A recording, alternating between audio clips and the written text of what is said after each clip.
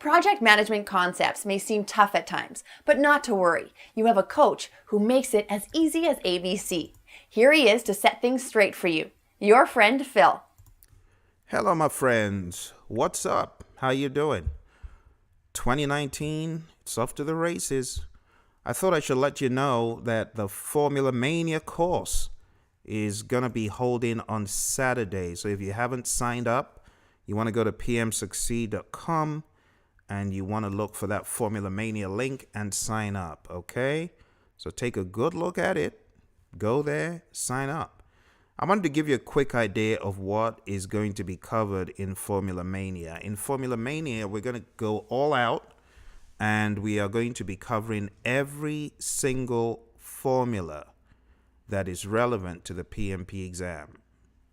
SV, CV, SPI, CPI, VAC, TCPI, the EACs, free slack, total slack, project slack, EMV, EVM, all of them. The bucket load of formulas, the bucket load of the technicalities on the exam, taking a look at the WBS, work breakdown structures, and understanding what exactly the naming is all about, understanding the different levels, the planning packages and the work packages and the control accounts, the root nodes, and all that jazz. Everything that you see on the screen. So when you really boil down the PMP exam formulas, there's quite a lot. There is quite a lot. In fact, if you go to a particular page in the guide, the infamous page 267, I don't know if you've ever taken a look at that page, folks, but there's quite a lot of formulas on that page. Sometimes people just say, Phil, I'm going to tap out. There's no way I can do this. I was training in a place called Kamloops in British Columbia. A lot of folks have never even heard of Kamloops, but it's quite a nice place up there. I was training this company for the PMP exam, and we hit earn value. And this student said, go ahead without me. Have you ever said that? Go on without me. There's no way I can follow you guys. I'm going to tap out. I'm going to cry uncle. There's no way I can keep up with you guys. And I said, no, don't do that. The reason why I'm here is to help you unravel these formulas. I'm here to help you understand what exactly these formulas are all about. So why don't we slow down and let's make sure we truly understand this thing called earn value. So at the end of the day, he said, okay, I'm going to give it one more shot. And he did. And at the end of the day, you won't believe how superb this chap became in earn value. This was someone who was crying, it's crazy. No, don't do this to me. By the time I was done with the class, he was like one of the major people that understood how to solve earn value. So why am I telling you this story? Maybe you are that person who's like, PMP exam, I'm just going to tap out when it comes to formulas. Let them do whatever they want to me. You know, someone said, let it be the 30% that I get wrong. I'm like, no, it doesn't have to be. So anyway, in FORMULAMANIA, folks, we're going to be covering all sorts of fun topics. We're going to be covering NPV, breaking it down into the FV and the PV and the infamous formula that is used for this, that eventually becomes this when you take a look at all the years. We're going to take a look at the other technicalities that people often get confused about. IRR, BCR, payback period. We're even going to talk a little bit about the opportunity cost, maybe a little bit about the sunk cost. And then we're going to go into the WBS and all that is in it, as far as the different levels and how to name this stuff, how to name the levels, and a few more bits and pieces of tricks. So it's not just going to be formula. When it comes to some technical bits and pieces for the PMP exam, we will be covering that. And when it comes to scheduling, we're going to cover every single piece of it. If you've been having trouble with the critical path, you're confused about forward passes, backward passes, one method, zero method, by the time you attend, it will become clear what exactly is what is happening, because some people are clueless about the critical path. Someone says, but Phil, it's an oxymoron. Why do they say the longest path and the shortest time? People get confused about points of convergence, points of divergence, why the critical path tasks could have a minus, a negative slack. Some folks are clueless about that. So we're going to take a look at all of this stuff. So the critical path method. We're going to take a look at the forward passes, the backward passes. Take a look at the project slack, free slack, total slack, zero method, and questions that revolve around either the 1 or the 0. We're going to demystify all this stuff. And then we're going to hit chapter 7. We're going to hit the cost area. And here we're going to talk about all page 267 formulas, every one of them. So if you look at page 267 and you feel, I don't know that, I don't understand why that is like that, you need to be in the boot camp, my friend. All right. Again, it's pmsucceed.com for those of you who are just joining and wondering, what on earth is he talking about? You need to go to pmsucceed.com and register for FORMULAMANIA. While formulas are downplayed in some exams, for some people they are upplayed. You see, some folks have the formulas upplayed.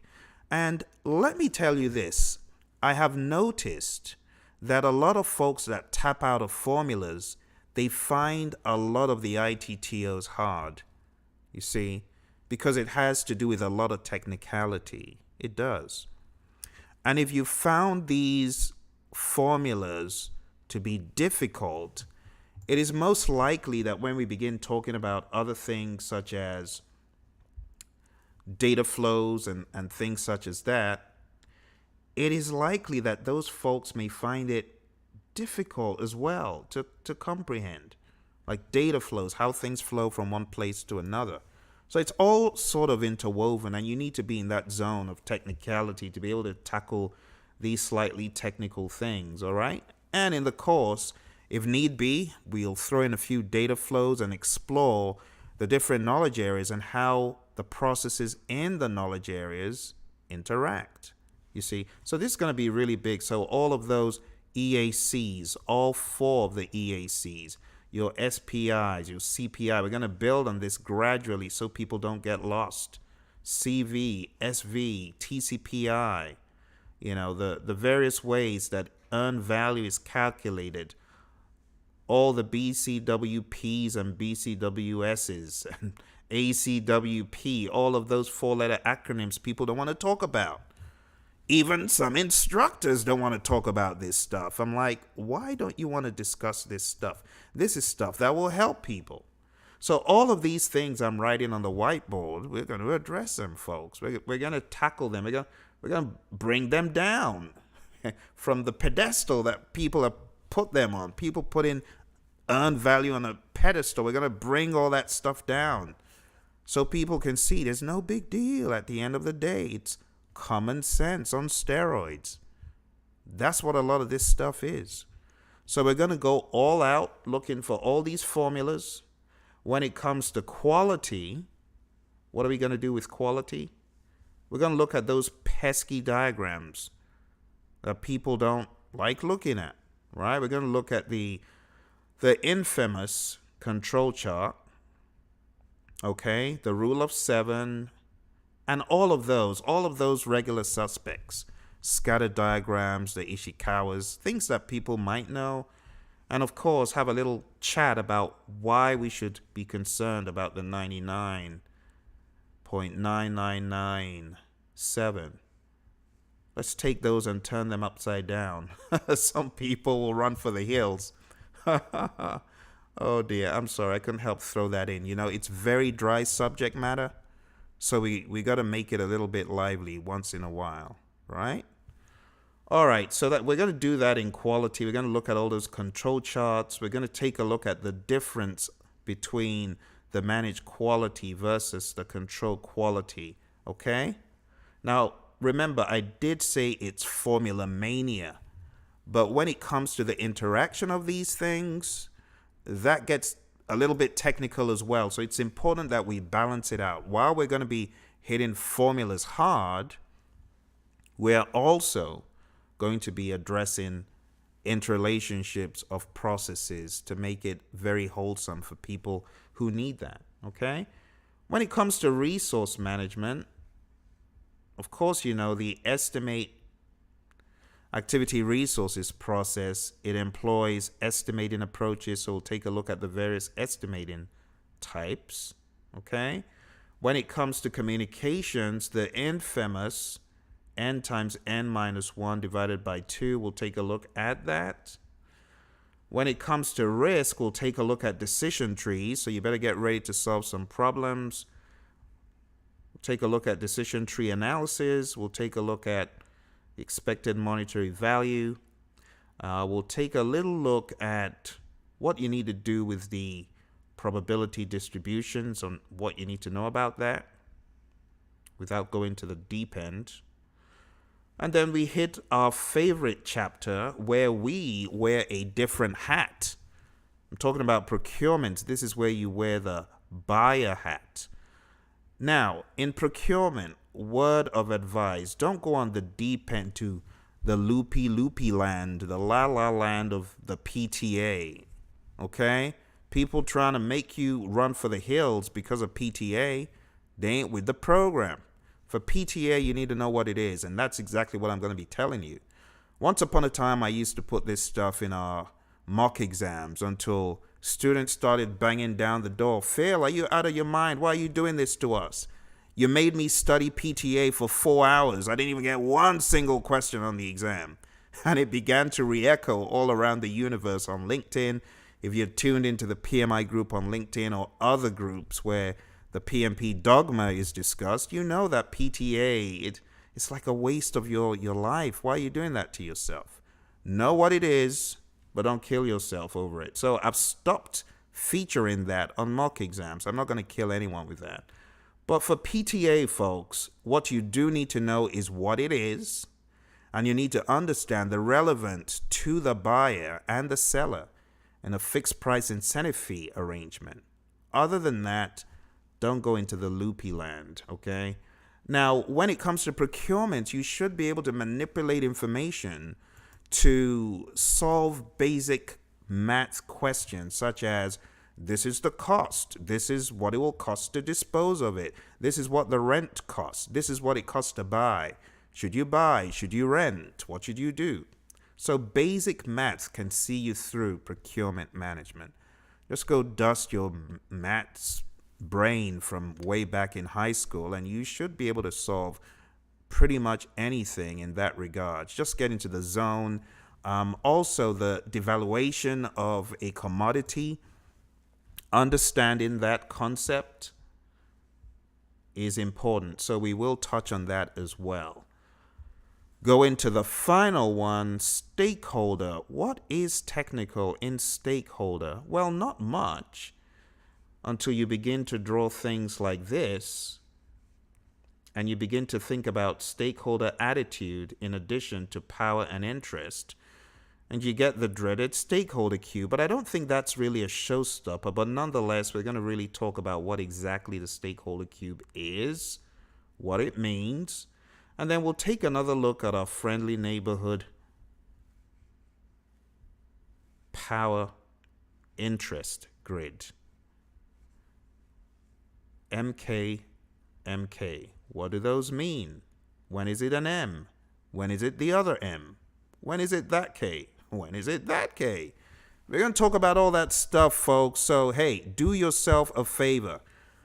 I'm yet to see a FORMULAMANIA boot camp of any sort. I ain't seen it before. That's why I'm the inventor. Hey, don't steal my name. I created it. I created the PMP FORMULAMANIA series. You know what's good? You better jump on it. It's 99 bucks, a measly 99 bucks. If you took the kids out for Happy Meals for 3 days, no, 2 days, that would be the end. Well, I guess it depends on how many kids you take. One of my students, he's got a truckload. He got 10 kids. He take those 10 kids to McDonald's. He's going to be spending more than $100. He's going to be spending more than a Benjamin quick, especially if they like all those other things that come with a meal. Anyway, don't let's promote our friends out there. I think Ronnie's doing a good enough job. But hey, look, sign up for this program, folks. Sign up, sign up, sign up. I can't overstate. Lots of you battling with the formulas, wondering how to unravel page 267. Hey, one student said, Phil, there's a page in the guide that makes me scratch my head. It's page 211. Help me, Phil. What on earth is going on there? I looked at page 211. I said, this is like nothing to the question writers. They're going to be showing you a lot worse than this. You'd better come to FORMULAMANIA. Let me get you straightened out. Let me help you. But anyway, folks, I just wanted to give you the top of the waves, okay? As far as what's going to be happening on Saturday, we had our first one-day boot camp a few days ago on Saturday. My goodness, it's just 4 days. Saturday, Sunday, Monday, Tuesday. 4 days. It looks like it's been eons ago. So those of you who came for the boot camp on Saturday, I hope you're doing what you should, staying on top of it. I hope you've watched the video. So those who come for FORMULAMANIA, they're going to have a 1 month access to watch the video after. They're going to be able to relive the dream. They're going to be able to relive that thing. So those of you who were on the call last week who signed up, you better let me see you there, because you know that I know that you need these formulas to be down pat. So I'm going to be looking forward to seeing you. Thank you very much, those of you who joined, registered, contributed with great questions and answered my questions, even though a lot of people were like, Phil, I don't know, these questions, is the real exam going to be like this? I said, you better believe it. PMI ain't playing games. That's why the certification has that amount of regard. If it was the kind of certification you could just play around with, play tiddlywinks with, and flick to the side like it was nothing, everyone would be getting certified and everyone wouldn't regard the exam. But seriously speaking, the PMP exam is the toughest exam I have been in. Well, my OPM 3 exam gave me a run for my money. Some of you don't know what OPM 3 is. Once upon a time, PMI had a great idea for the Organizational Project Management Maturity Model. And there was an exam for it, which I took. So you see OPM 3 behind my name. That's what it means. That exam was the only one. And I'm sure my buddies out there, Colin, Tim, I'm sure you guys will probably agree. Claudia, I'm sure you guys will agree. The OPM 3 is a beast until itself. Claudia was my instructor, so she knows what I'm talking about. But other than the OPM 3, seriously, the PMP exam is a beast. It is a beast. You know, my OPM 3 exams, there were 3 in one. So there was an opening one, there was a kind of in the middle one, and at the end, it was an open book exam. It was that bad. The PMP exam, thank goodness, it hasn't gone to that. But in all seriousness, folks, you want to sign up for FORMULAMANIA, all right? Sign up for that exam. Let's kill this thing. Let's get all of these formulas down pat, okay? We ain't going to take no prisoners. Some people taking prisoners to the exam. Oh, well, it looks a little bit harmless. Oh, I can take this. No, you can't. Don't take the prisoners, folks. Don't take no prisoners. Let's get all of these creeps under control right now. Look at them. They're their mugshots. SPI, CPI, CV, SV, all of them. Okay?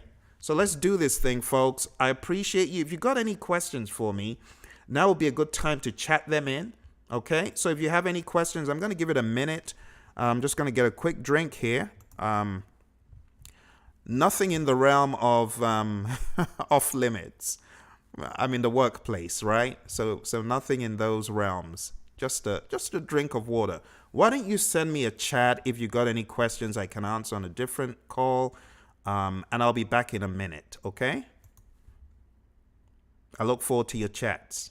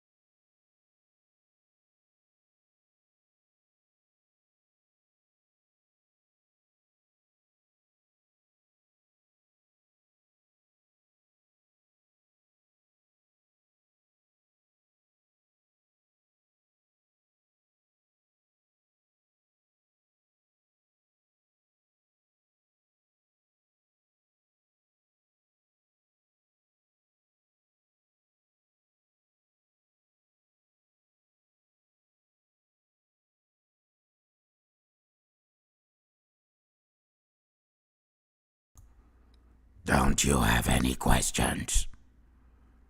If you don't have any questions, we're gonna shut it down. Bye. Hey, what you doing taking my spot? Well, you'd gone. I decided to take liberties. Get out of my screen, Pimpy. I apologize. He is so bad, isn't he? You know what Pimpy would like? Pimpy would like you to not show up on Saturday, because if you don't show up, you know he's gonna beat you. That's what he's gonna try to do. So you need to come on Saturday so I can get you loaded up on ammo, all right? Loaded up on knowledge ammo so we can take him out when we encounter him at Prometric. All right, thank you all very much. Appreciate you. Thanks for joining, and I will speak to you guys very soon. Take care, and bye for now.